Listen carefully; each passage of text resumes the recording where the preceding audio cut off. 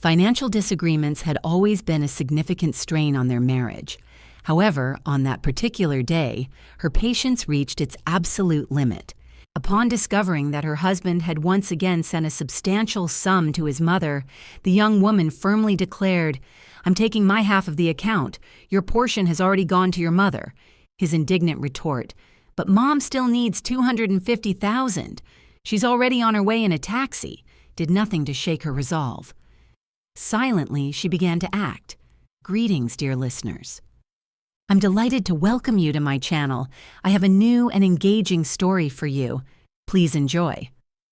Marina first sensed something amiss about 6 months into their marriage, when her husband abruptly requested she transfer $50,000 to his mother for minor expenses. She was surprised at the time, as Dimitri's salary was double her own $30,000, but she remained silent. She sent the money from her card because he explained his funds were temporarily frozen due to some banking procedures. The situation repeated itself a month later, and then again 2 months after that. Marina started to notice a pattern. Every time financial assistance for his mother was mentioned, Dimitri would suddenly become financially incapable.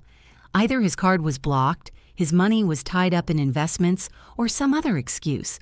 They resided in her small one-bedroom apartment on the outskirts, which Marina had purchased before their marriage, investing every penny earned from her job as a manager at a small construction firm. Dimitri moved in with her, bringing little more than 2 bags of belongings and promises of a luxurious future. He spoke of how they would soon save enough for a larger apartment, perhaps even a 2-bedroom unit in the city center. His words were charming and convincing. As for his mother, Elena Fyodorovna, she regarded Marina from the very first day as if Marina had stolen her last possession. A tall, slender woman of 58 with perfectly styled hair and expensive jewelry, she had a peculiar habit of projecting an air of superiority while constantly complaining about her lack of funds. "Dima, dear, I need to save for a new fur coat," she would sigh at family dinners. "My old one is completely worn out." Marina remained silent, knowing that the old mink coat was no more than 3 years old and looked impeccable. The breaking point arrived in November. Marina returned home from work to find her husband looking worriedly at his laptop. "What's wrong?" she asked, removing her wet boots. "Mom urgently needs money for dental treatment." "How much?" $120,000. Marina sank onto the sofa. The sum was impossible for their budget. "Dima, we don't have that kind of money. We're still paying off the loan for the refrigerator." "But you have savings." He finally looked at her. "You said you were putting money aside." "That's for the down payment on a mortgage for us, for our apartment." "Mom is more important than an apartment." Dimitri snapped. "Her teeth hurt. She can go to a regular clinic with insurance." "What are you talking about? My mother won't stand in queues. She needs a proper clinic." Marina couldn't stand it any longer and retrieved her savings. The $120,000 she had saved for 2 years was transferred to her mother-in-law's card. She spent the entire evening in the kitchen, staring out at the rainy street. Something inside her shattered. A week later, she coincidentally met Elena Fyodorovna at a shopping mall. The older woman was exiting an expensive boutique with numerous shopping bags, laughing and talking on her phone. Her teeth, it seemed, were not bothering her at all. Marina didn't create a scene. She simply turned and left. But that evening, when Dimitri returned home, she confronted him directly. He shrugged. Quote 20. Quote 21. Quote 22. Marina realized then that she was living with a stranger. The following months devolved into a vicious cycle. Elena Fyodorovna seemed to sense that Marina could be exploited indefinitely. One moment she urgently needed money for medication, the next for apartment repairs or for some non-existent debts. And each time, Dimitri sided with his mother. Quote 23 he would repeat like a mantra. Quote 24. Quote 25 Marina would ask. Quote 26. Quote 27, he would wince and retreat to another room. Marina opened a secret account in a different bank where she began depositing small amounts from her salary. 500 here, 1,000 there. Dmitri didn't notice. He showed little interest in anything beyond his work and his mother. A scandal erupted in March. Elena Fyodorovna appeared at their apartment on a Saturday morning without any prior notice. Dmitri had given her keys the very first week after their wedding. Marina was just about to take a shower. "Dima, dear," her mother-in-law called from the entryway. "Where are you? I urgently need 200,000. Marina, throwing on a robe, emerged from the bathroom. "Hello, Elena Fyodorovna. Dmitri is out for a run. And you? Listen, I need money, urgently." "For what?" "That's none of your business. It's between me and my son." "Actually, this is my apartment." Marina felt anger rising within her. "If it's about money, then it's absolutely my business. How brazen you are. Dima, apparently he hasn't fully explained to you who's in charge here. Who's in charge?" Marina's voice was icy. Quote 37, quote 38. Just then, Dmitri returned. Panting, still in his athletic wear, he didn't immediately grasp the tension between the two women. "Mom, what happened?" "Dima, my darling." Elena Fyodorovna switched gears instantly, her face contorting with suffering. "I urgently need money. 200,000. I'm having problems with my apartment. The pipes burst." Marina smirked. "A week ago, you posted photos from Turkey on Instagram. I recall 5 stars, all inclusive. Where did the money for the trip come from?" Her mother-in-law flinched. "A friend paid for it. None of your concern." "Right, a friend. The same one you sent stories to with the caption, 'Finally, I can afford a vacation.'" Dmitri intervened. "Marina, stop it. Mom doesn't have to account to you." "She absolutely does when she's begging for my money. Our money. I earn more than you." "Really?" Marina felt something significant was about to happen. "Then tell me, how much do you actually contribute to the household?" Dmitri looked flustered. I pay for the internet and electricity, 4,000 a month." Marina calculated. "With your 80,000, where does the rest go? I have various expenses." They looked at each other, and Marina suddenly saw the entire picture with absolute clarity. Dmitri was constantly and regularly giving money to his mother from every paycheck, while living off her generosity, eating her food, and using her apartment, her washing machine, her refrigerator, which she had bought on credit. "Do you know what?" she said very calmly. "Enough." "Enough of what?" "All this circus. I'm tired of being a cash cow for your family." "How are you speaking to your husband?" "The same way you speak to me. By the way, I haven't touched our joint account for 6 months." "What account?" "The one you opened in your name when we got married. Remember, you said it was our shared savings, that we would both contribute and then spend it on an apartment." Dmitri's face turned noticeably pale. Quote 59, quote 60, quote 61, quote 62. Marina laughed. Quote 63. Elena Fyodorovna remained silent, but her eyes gleamed triumphantly. Quote 64. Dmitri began to justify himself. Quote 65, quote 66. Marina erupted in a scream, something she rarely did. The neighbors next door could surely hear every word, but she didn't care. "I worked like a dog, saved for us, and you just took it all and blew it on your mommy." "Don't speak about my mother like that." "And how should I speak? She's a parasite, draining money from you. And you give it to her and force me to." Elena Fyodorovna couldn't contain herself. Quote 70. Marina stepped right up to her.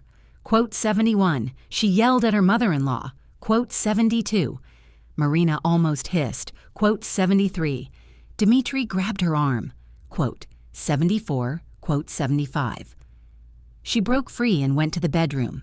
There, in the nightstand, were the documents for the apartment, the ownership certificate in her name.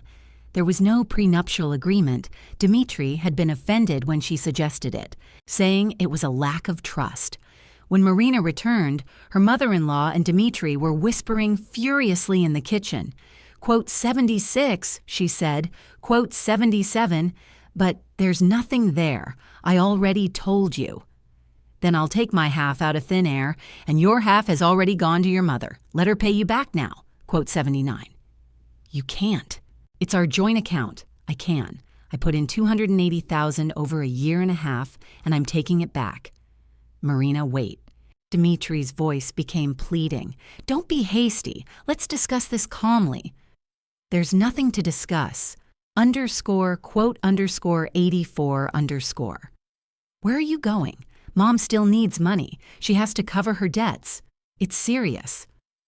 Marina silently pulled out her phone and opened her banking app. The joint account appeared on the screen. She went to the transaction history and showed Dimitri. See, the last withdrawal. $80,000 the day before yesterday, $50,000 a week before that. Enough. He turned away. Marina transferred the money from the account to her personal one, the secret one. 280,000 rubles, the sum she had honestly earned and saved. That's it. Your half has already gone to your mother. She has no claims against you, but she still needs it. Let her work. She's 58, not 100. She has high blood pressure, health problems. It's strange that it doesn't stop her from running around restaurants and flying to Turkey. Marina left the apartment amidst her mother-in-law's cries about ingratitude and heartlessness. She did indeed go to the bank. She wanted to ensure the money was safe and protected. The manager, a young woman with bright nail polish, assured her that the account was now inaccessible without her personal presence. Marina returned home 3 hours later. She deliberately took her time, had coffee at a cafe, and strolled through the city. She needed to cool down and make a decision. When she opened the door, she heard voices, many voices. In the kitchen sat Dimitri, his mother, and another woman around 40. Judging by her appearance, Elena Fyodorovna's sister. Oh, here she is. Her mother-in-law jumped up. Marina walked into the kitchen and took off her jacket. Who is this? My sister, Irina. Elena Fyodorovna spoke as if introducing royalty. She's a witness. A witness to what? Quote 95. To how you're destroying our family, how you're tormenting my son, refusing his mother help. Quote 96. Elena Fyodorovna, let's be frank. How much money have you received from Dimitri over the last year and a half? This is between me and my son. Approximately, at least approximately. Her mother-in-law hesitated. Well, not much. 50, maybe 70,000. Marina took out her phone and opened a spreadsheet she had been keeping for the past few months. Last year, February, 120,000 for teeth, April, 30 for medication, June, 80 for repairs, August, 50 just because, October, 100 for debts, December, 60 for the new year, current year, January, 40 for utilities, February, 70. The day before yesterday, 80. Total. 630,000 in 15 months. The silence was deafening. You were spying? Dimitri managed to utter. I was keeping track because, due to your urgent needs, I had to count every penny. I haven't taken taxis for a year and a half, haven't bought clothes, and have been eating buckwheat and pasta. You're exaggerating. There weren't 600,000. Marina opened the account statement and placed her phone on the table. Every transfer, every date, every kopeck. Irina craned her neck, trying to see the screen. Len, is this true? Shut up. 600,000 in a year. You told me Dima sometimes helps with small things. Who did I tell to shut up? Dimitri turned ashen. Marina, my dear, he began, but she raised her hand. No, just no. I really need money. Elena Fyodorovna wailed. I have debts. They're threatening me. What debts? You have a pension, plus Dimitri supports you. What debts? I took out a loan. For what?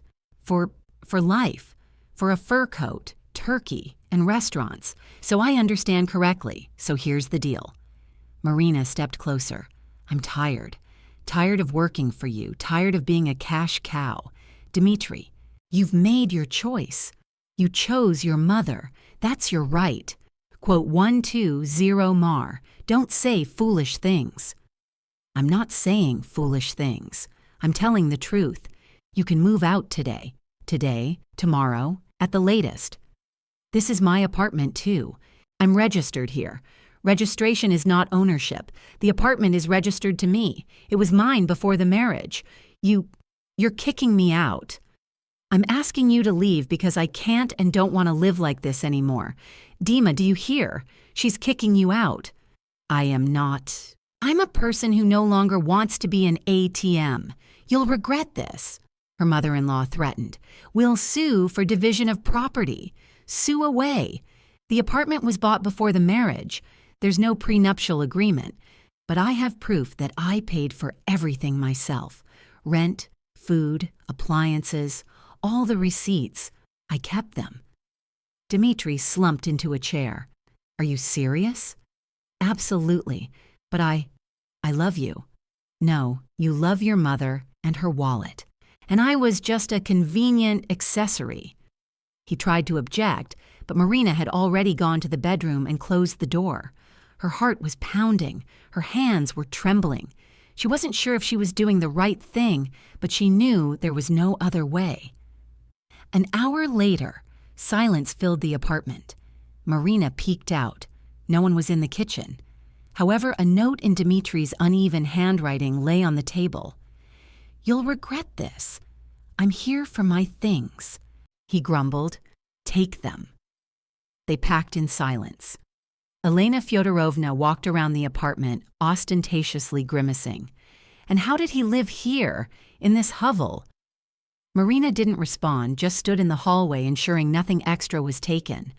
When they finished, Dmitri lingered at the door. Marina, what? Maybe we can still talk? About what? Well, we lived together for 1.5 years. And all that time, I supported you. That's not true. Dima, let's move on. Good luck to you. She closed the door and leaned against it. Tears welled up, but Marina didn't let them fall. Later. Later would be time enough. That evening, her mother called. Daughter, I found out from Sveta next door. Did you really kick Dima out? I did, Mom. You did the right thing. I always saw he was a mama's boy. You should steer clear of those types. It's too late to say that now. It's not too late. You're young, you'll find a normal man. I don't want anyone right now. I'm tired, and rightly so. Rest, and then you'll see. A week later, Dmitri sent a text message. File for divorce, I won't. You, Marina, wait, I need to talk. We have nothing to talk about. Dima, he's living with me now and doesn't give me money. He says, I'm tired. Marina stopped. And what do you want from me? Maybe you'll talk to him? Well, as a former wife. Quote 157. Are you serious? You squeezed every last drop out of me, and now you're asking for help. I didn't mean to. I really had problems that were solved with fur coats and trips to Turkey. Elena Fyodorovna, go home and leave me alone. Your place looks beautiful, like a new life. It is a new life. Quote 164. Do you have a mother? Quote 165. Yes. She lives in Saratov, sews custom orders. She's very independent. She's never asked me for money, not even when I offered. Why do you ask? Just curious. He took her hand, and the touch was warm, reassuring, without any ulterior motive or calculation. On another weekend, Marina was cleaning the apartment and accidentally came across an old photograph, her and Dmitri on their wedding day, both smiling, happy, unsuspecting. Marina looked at the picture, then calmly tore it up and threw it in the trash bin.